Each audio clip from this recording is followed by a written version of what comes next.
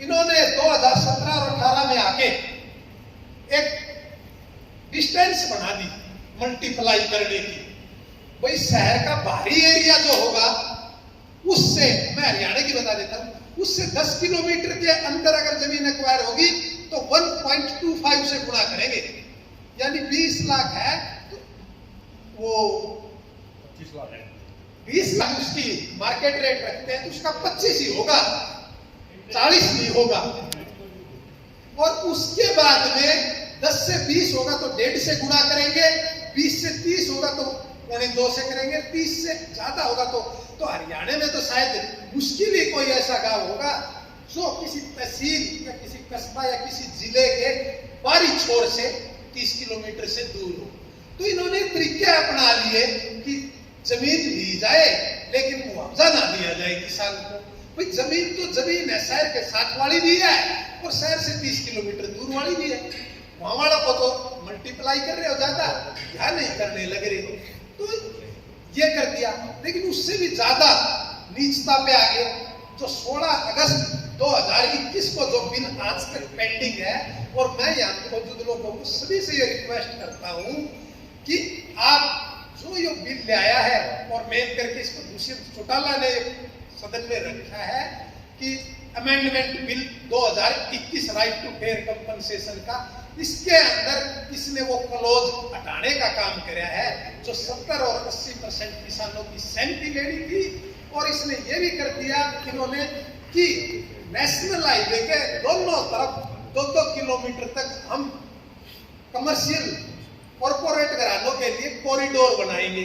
आज हरियाणा के अंदर जाल बिछने लग रहा है नेशनल हाईवे का, 6 लेन से लेके 12-12 लेन तक के, यानी 2-2 एकड़ जमीन एक्वायर करते जाने लग रहे हैं और कंपनसेशन हमें नहीं दिया जाने लग रहा प्रॉपर। तो अब मेरी तो ये रिक्वेस्ट है, आप ये किसान लोग बैठे हैं, बुद्धिजीवी भी बैठे हैं, आप फर्स्टली ये कहें कि हमें तो जमीन देनी ही नहीं, और फिर भी अगर कोई इस टाइप की है भाई आर्मी के लिए जमीन चाहने लग रही है या एक्वायर है तो हमें हमारा पूरा कंपनसेशन दिया जाए। और हमारे को हमारा कंपनसेशन तो बाद में हमें हमारे बदले की जमीन दी जाए, उसी तरह की उपजाऊ जमीन जिस तरह की हमारी एक्वायर की जाने लग रही है। ये तो ये अमेंडमेंट करके ये लाने लग रहे हैं। अब इन्होंने 2-3 चोर रास्ते और निकाल लिए कि 2013 वाला के अनुसार तो मुआवजा 4 गुना देना पड़ेगा।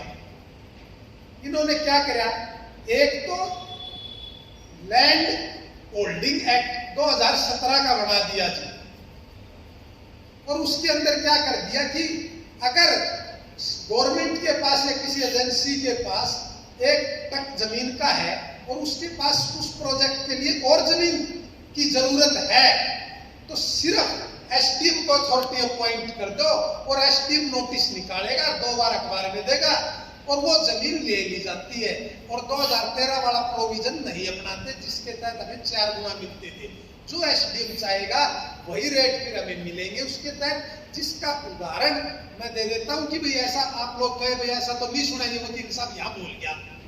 मुंडाल के अंदर ये जो रेलवे लाइन गई है, परसों ही एक अमित पंगाल है, पंगाल गोद के भी लोग हैं यहाँ, उसने मेरे को आके ये बताया, हमें भी आप लोग ही बताते हैं। क्या होता है कि क्लाइंट ही आके ना वकील को बनाता है, वकील तभी चुस्त बनता है। उसने मुझे बताया कि जी ऐसे ऐसे ना पहले तो जमीन एक्वायर करी थी, अब बगैर उसके करे हमारे 5 घरों की जमीन ले ली। बोले भाई ऐसे कैसे ले ली? बोले जी ये रहा नोटिस, सीधा सीधा एसडीएम ने भिवाड़ी ने उनकी जमीन नोटिस निकाल के ले ली और उनको ये भी नहीं पता लगा कि कौन से तो अखबारों में निकल गई, एक इंग्लिश के अखबार में निकलवा दिया, एक हिंदी के अखबार में निकलवा दिया और वो जमीन एक्वायर कर ली और कानून को ताक पे रख के कर ली। 3 बार अखबार में निकलवानी होती है, जिसको 2 बार निकलवा के। और आपके हाईवे भी जितने निकले हुए हैं, हमने अब भी पीछे डीसी को कहा था 3 बार पेपर में निकलवाना होता है, 3री बार में ही ऑब्जेक्शन मांगने होते हैं, लेकिन 3 बार पूरे हरियाणा में कहीं भी नोटिफिकेशन नहीं निकाली जाती है। तो ये जिस तरह मैंने आपको मुंडाल वाला उदाहरण दे दिया, ये 2017 वाला के तहत उनकी जमीन ले ली। अब कह देते कि आपको जमीन का मुआवजा दे रहे हैं जी। उस 2013 के एक्ट में यह भी प्रावधान है कि आप मुआवजा देते वक्त ये देखेंगे कि साइड में जो जमीन रहेगी उसके ऊपर इसका क्या इफेक्ट आने लग रहा है। आज जी जमीन एक्वायर एक लाइन में कर ली, 2 टुकड़े हो गए, हमारी तो डबल मेहनत होगी, डबल रखवाली, और आज हम हाईवे के ऊपर डायरेक्ट चढ़ रहे हैं। 5 साल बाद तो हमें कोई नहीं चढ़ने देगा ना, सबको पता है दीवारें खींच देंगे ये। फिर तो जहां पर कलवर्ट होगा, जहां पर पुल बना होगा, वहीं से घूम के आना पड़ेगा हमारे दूसरे खेत के अंदर भी, जो रोड के परली तरफ रह गया। और इसी प्रकार से हाईवे के तो ये फिर भी पुल दे दिया, घूम के आ गए, दोनों तरफ सर्विस लाइन बना दी इन्होंने। और रेलवे लाइन है उसके तो ऐसा कोई प्रोविजन ही नहीं है। वो बोले जी मेरी 2 कनाल इस लाइन के परली तरफ रहेगी, अब उसके ना रास्ता ना हो। लेकिन 2013 का एक्ट जी बहुत सोच समझ के बनाया गया, उसके अंदर प्रोविजन है, अगर वो जमींदार चाहे कि 2 कनाल जमीन मेरी रहेगी, मैं इसकी बुआई बिजाई नहीं कर सकता, मैं इसमें पानी नहीं ले जा सकता, मैं इसमें अपने पशु ट्रैक्टर कैसे ले जाऊंगा, मेरी ये 2 कनाल भी खरीदिए, तो वो सरकार को खरीदनी पड़ेगी अगर उस एक्ट के तहत लेगा तो। क्यों 2 कनाल का क्या करेगा वो, 1 कनाल का क्या करेगा। तो ये करते करते अब आगे जिस तरह भाई साहब ने कहा कि गैस पाइपलाइन जो बीच के आई, ये हमारे प्रधान जी भी बैठे हैं, दशरथ जी भी उधर उपरा सुल्तानपुर में से भी होके आई है, ये हमारे गुजरात के महसाना से चली है, बठिंडा गई है, और इधर भादरा से अलग अलग होगी, इधर हमारे ये इसमें आ गई पानीपत रिफाइनरी के अंदर। और जिस तरह से ये गैस पाइपलाइन के लिए होती है, ये जमीन एक्वायर टोटल नहीं करते, ये राइट ऑफ यूज करते हैं। भाई हमने तो नीचे को दबा ली, आप ऊपर खेती कीजिए, आपको कोई दिक्कत नहीं है, जब हमें आना होगा हम आ जाएंगे, अगर आपकी फसल को नुकसान पहुंचाएंगे तो आपको मुआवजा दे देंगे। क्या मुआवजा देते हैं? 10%। 1962 में petroleum and mineral pipeline act बना, उस टाइम का प्रोविजन आज तक उठाए हुए हैं। मेरे से लिया कंपनी वालों ने भी, एक हमारी गुड़गांव से आई है gas authority of India limited, जो सरकारी कंपनी है, उसके आए अधिकारी, तुमसे बात हुई, मैं बोला जी आप 10% दे रहे हो, नुकसान 50% हो रहा है, जमीन की कीमत आप नहीं समझते, आपने तो करोफलाई में टेढ़ा निकाल दिया किले के बीचों बीच, उसके अंदर ना कोई ट्यूबवेल लगा सकता ना, और उसकी कीमत घट गई है 50%। हालांकि उन्होंने कहा, और मेरे कहने से उन्होंने एक लेटर भी लिखा है, वो कह रहे हैं जी हम 50% नहीं तो हम 30 to 40% का लेटर लिख रहे हैं। भाई 1962 की परिस्थितियां अलग थी, आज अलग है, आज जमीन के भाव अलग है, आज जमीन मिलने नहीं लग रही। और हरियाणा तो छोटा सा प्रांत है जब जमीन बहुत ही कम होती जाने लग रही है खेती बाड़ी की। तो उन्होंने लेटर भी लिखा कि जी ये 10% से बढ़ाया जाए। अब कहने की जो बात थी ये थी कि वो किले के बीचों बीच लेके गए, वो ये नहीं देखा, उन्होंने 2 कनाल लेते हैं, लगभग 60 फुट 65 फुट की चौड़ाई ले जाते हैं वे राइट ऑफ यूज में, और 10% देते हैं। वो ये नहीं देखने लग रहे गवर्नमेंट कि इसकी वजह से जो पीछे लैंड थी उसकी भी कीमत टूट गई। ये नहीं है कि ये 60 फुट जो है उस 60 फुट पे हम ना ईंट टेक सकते, यहाँ तक कि पेंट भी नहीं लगा सकते। हाँ, और गहराई है वो उन्होंने मिनिमम 4 से 5 फुट, 4 फुट तो मिनिमम लेनी होती है, लेकिन कहीं 3 फुट पे भी दाब दिया, कहीं 2.5 पे भी दाब दिया जी। जो आप गहराई वाली बात कर रहे हो वो मिनिमम 4 फुट लेनी होती है जी उन्होंने। तो इस तरीके से कि अगर वो, अब उन्होंने एक चीज और करी उसके अंदर, जो मैं बताना चाह रहा था, जो अभिमन्यु जी पूछना चाह रहे थे, उन्होंने क्या करा जी, कह तो ये दिया कि हम मुआवजा जो है, कंपनसेशन जो है वो 2013 वाला एक्ट के अनुसार देंगे। उन्होंने उस 10% को 2 से मल्टीप्लाई तो कर दिया, लेकिन 100% सॉलिडियम नहीं दिया, यानी 4 गुना नहीं कराया, 2 गुना कराया। और मोस्टली गांव में 100 में से 99% गांव में कलेक्टर रेट को ही मार्केट रेट मान के दे दिया। लेकिन कुछ गांव में होता है ना, जोश होता है, क्रांतिकारी लोग होते हैं, लगभग मेरी जो नॉलेज में 10 एक गांव है हमारे, वहां शुरू हो जाएंगे ये अपना देवकलान, फिर ये सिंगवा मदनेडी, एक सोनीपत का ये ज्यादा जानते हैं, एक चिड़ाना गांव है जिसकी मेरे पास में ये आई, वो गांव के अड़गे बोले एक्वायर भी कर ली होगी, पाइप नहीं जाने देंगे, 10-10 गुना मुआवजा लिया है जिन लोगों ने अड़गे, और उन्हीं लोगों से लिया है। लेकिन वहां पर भी कंपनियां है, बड़ी वो करती है। क्या किया, और हमारे वालों को भी इतनी अकल नहीं हुई, वो भी अपना अपना फायदा देखने लगे। जो अड़ा उसने 2 नंबर में ही पकड़ लिए पैसे।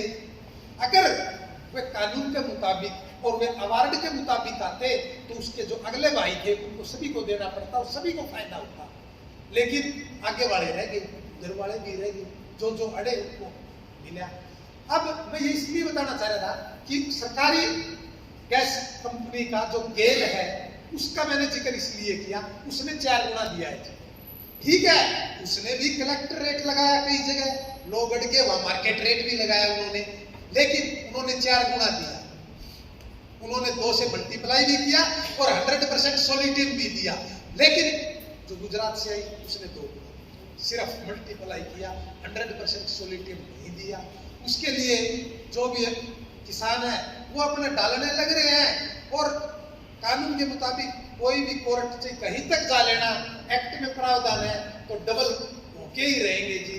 और मार्केट रेट जो भी रजिस्ट्रियां वगैरह होगी अपने आगे रखेंगे, उससे बढ़ जाएंगे।